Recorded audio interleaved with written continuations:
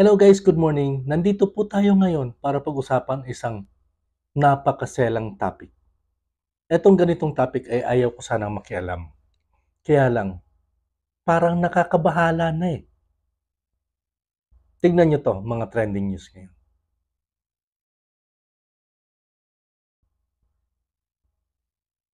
So ayan guys, nakakabahala.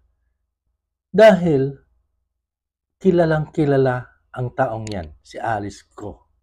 Kilalang kilala siya lalo sa Pilipinas. Pero paano siya nakalabas ng bansa? Di ba napaka-stricto ng ating gobyerno? Lalong-lalo na sa mga OFW.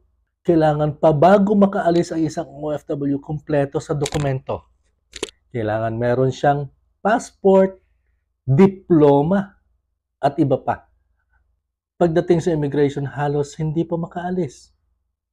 Dahil sa konting pagkakamali, dahil malabo yung picture o ano pa. Ang daming rason. Pero bakit itong taong ito?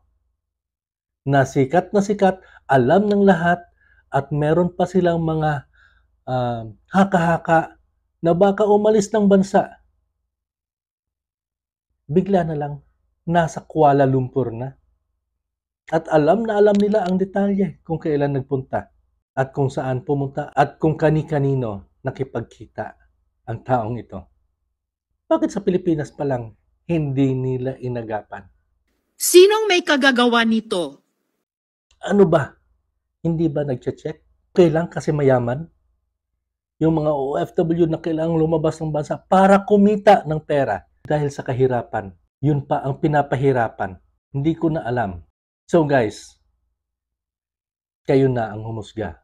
Ano ba talaga? Hindi makakaalis si Alice Guo kung walang tumulong sa kanya na mga opisyales ng pamahalaan. Please don't forget to like and share and follow our Facebook page and subscribe to our YouTube channel.